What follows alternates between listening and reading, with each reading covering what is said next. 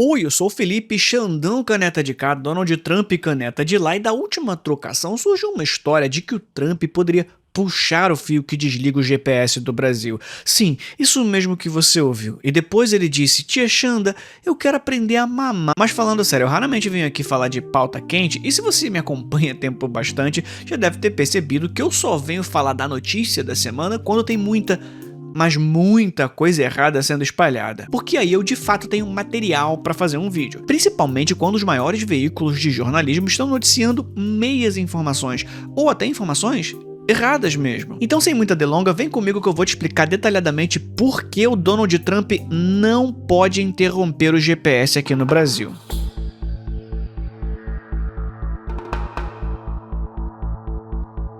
Sim, o Donald Trump pode interromper o GPS aqui no Brasil. Eu sei que pode parecer contraditório, mas é que tem dois problemas nessa frase.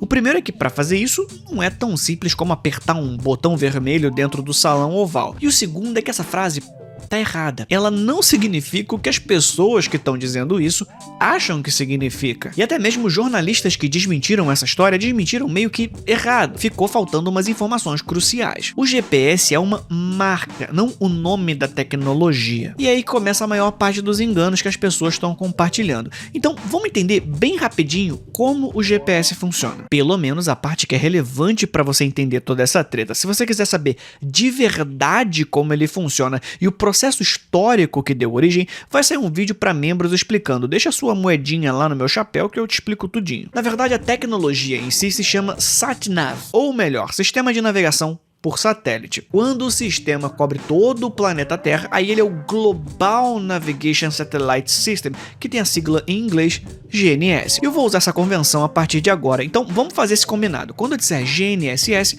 eu estou falando da tecnologia de localização e navegação por satélite. Quando eu falar GPS, eu estou falando dessa tecnologia quando usada pelos Estados Unidos com os satélites dos Estados Unidos, beleza? É bom a gente esclarecer isso porque as coisas não ficam mais simples a partir daqui, se você quiser entender o que de fato é o GPS. Afinal, parece até mágica quando a gente fala assim, mas basicamente são relógios voadores soltando radiação que computadores mega modernos transformam em rádio para dedurar onde você tá. Ou de um jeito mais técnico, cada satélite tem dentro de si um relógio atômico, ou seja, um relógio como o seu, só que ultra preciso. Em vez de um pêndulo, cristal de quartzo ou bateria do seu Cássio, ele usa literalmente césio. Mas calma que não é aquele césio do desastre em Goiânia. Lá espalharam césio 137, um isótopo altamente ionizante que causou toda aquela tragédia que você já cansou de ouvir sobre. Os relógios recebem césio 133, um isótopo mais estável, tão estável que o torna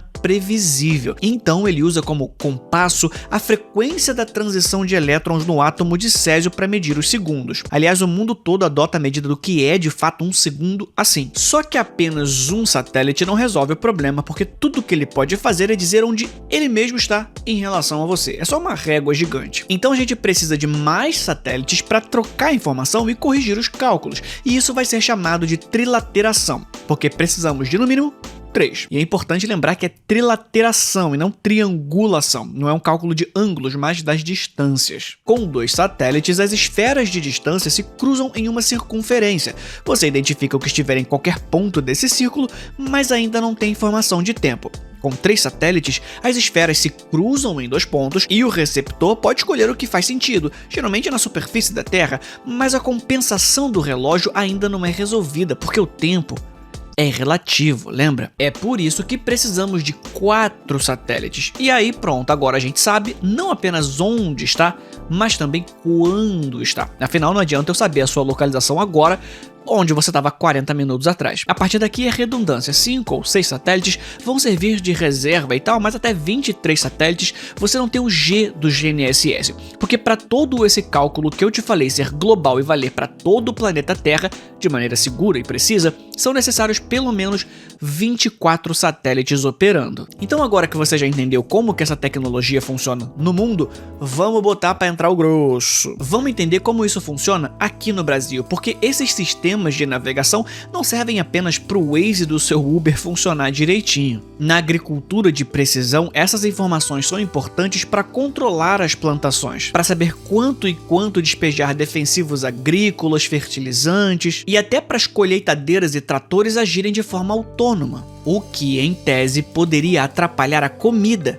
de chegar na sua mesa. Em grandes obras na área da mineração e da construção civil, os satélites permitem que escavadeiras e máquinas operem com precisão milimétrica, e até a meteorologia, com a técnica de reflectometria, analisa os sinais refletidos pelo solo, água e vegetação para medir umidade, detectar queimadas e monitorar o ambiente de forma remota e econômica. Resumindo, nós somos dependentes das informações que esses satélites dão. Mas se você não está impressionado ainda, deixa eu te dar um uso mais prático no dia a dia. A sincronização de tempo em bancos, redes de telecomunicações, energia e data centers. A informação do GNSS é referência para protocolos como NTP e PTP, basicamente a tecnologia que garante que os relógios dos dispositivos não estão mentindo. Sem esse referencial de tempo preciso, a infraestrutura do seu banco, da sua operadora de internet, da sua provedora de energia elétrica, os servidores dos sites que você acessa, todos ficariam vulneráveis a falhas de segurança. O que eu acho que deveria ser o bastante para abrir os olhos das pessoas de que a gente nunca poderia ficar refém de um único país. E é por isso que a gente não é. Então assim, quais seriam as consequências reais do interrompimento do GPS aqui no Brasil? Isso, claro, se o Donald Trump conseguisse.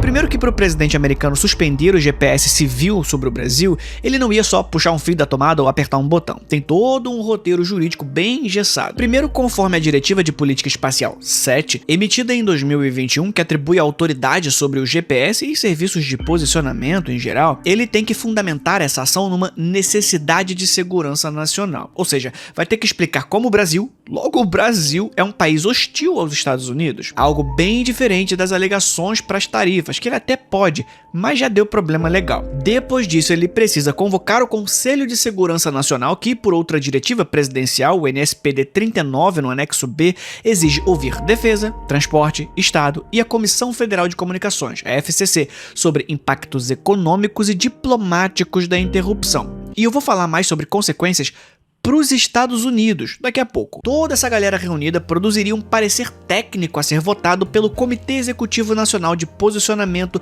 Navegação e Cronometragem Baseados no Espaço, o PNT. Um colegiado que é presidido pelos vice-secretários de Defesa e Transporte. Se o comitê inteiro aprovar o interrompimento do GPS no Brasil, aí sim a Casa Branca vai expedir uma ordem presidencial mandando o 2º Esquadrão de Operações Espaciais da Força Espacial Americana iniciar o processo de interrompimento, que ainda assim pode ser atrasado ou vetado pelo Congresso.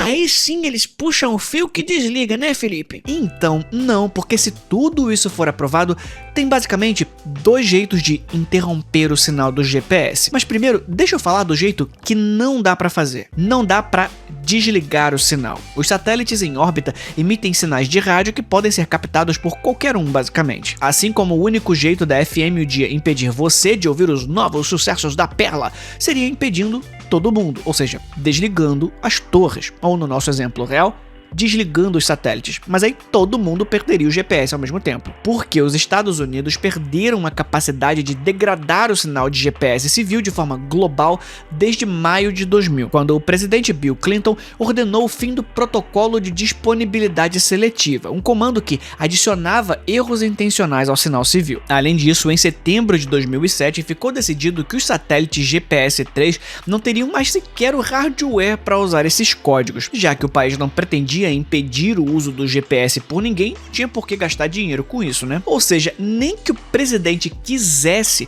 os satélites seriam capazes de interromper o sinal. Então, qual seria o jeito de impedir alguém de usar o GPS? Bom, tem, como eu disse, 2 jeitos.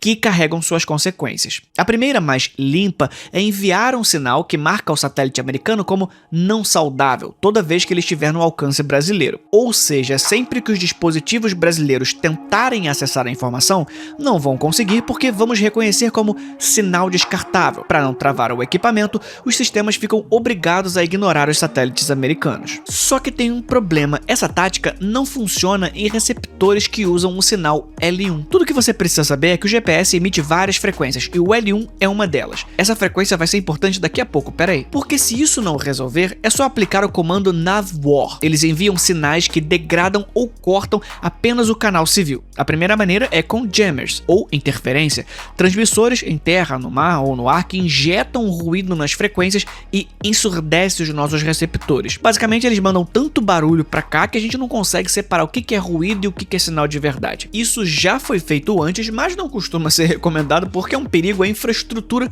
do próprio GPS. O outro jeito é o spoofing, ou falsificação, ou seja, transmissores móveis emitindo sinais de rádio falsos, mais fortes que os legítimos do GPS, fazendo o receptor acreditar em coordenadas erradas. E esse sim tem estudos que apontam como a melhor técnica de negação de sinal de baixo custo. O lance é que tanto o spoofing e jamming carregam três problemas enormes. Primeiro, não dá para controlar as ondas, então nada garante que afetaria só o Brasil. Essa degradação ia afetar um monte de gente ao redor e também quem está emitindo. Ou seja, tentando parar o GPS no Brasil, os Estados Unidos iam parar o GPS nos Estados Unidos. Segundo, que toda essa estrutura para deteriorar o sinal brasileiro não ia ser de graça, né? Estudos das próprias instituições americanas estimam que um corte seletivo no GPS de apenas 30 dias custaria bilhões de dólares. E terceiro, que eles estariam invadindo a comunicação brasileira. O satélite é deles, mas o receptor é nosso. O artigo 15 dos Regulamentos de Rádio da União Internacional de Telecomunicações proíbe qualquer interferência prejudicial nos serviços de outro país. Esse tipo de sabotagem ia gerar uma crise diplomática sem qualquer bom fruto. Mas principalmente porque desligar o GPS de um parceiro como o Brasil seria um tiro no pé dos próprios Estados Unidos. O Federal Radio Navigation Planning compromete o governo americano a manter continuidade de serviços críticos globais. Então, cortar um país sem aviso ou sem um bom motivo, tipo guerra, abriria precedentes que iam fragilizar a confiança internacional no GPS. Ia fazer os outros países ficarem com medo de perder sinal na menor instabilidade e investir nos sistemas dos outros. O próprio governo americano, através das suas forças armadas, financia os think tanks que fazem pesquisas e análises aprofundadas para orientar as políticas públicas. E em uma pesquisa de 2021 ficou demonstrado que cortar o GPS como ameaça ia apenas fragilizar o sistema. O máximo que ia acontecer é os anti-parceiros priorizarem novos sistemas. Fora que tem um país que precisa muito do GPS funcionando no Brasil. Sabe quem? Os Estados Unidos. Os americanos têm toda uma cadeia logística que opera aqui no Brasil, de aviação executiva tipo a NetJets a plataformas de energia como a Chevron e a Exxon, ou seja, as próprias empresas americanas que operam no Brasil iam ter que procurar o serviço de outro país, tipo a China. Então assim, embora legalmente e tecnicamente viável, a interrupção total do GPS no Brasil custaria caro demais em termos diplomáticos, econômicos e estratégicos. Mas tá bom, Felipe, o Laranjão é maluco e vai fazer tudo o que for preciso para desligar o GPS no Brasil. O que acontece de fato se os satélites americanos simplesmente pararem? Então, o bloqueio ou degradação do GPS no Brasil ia parar imediatamente.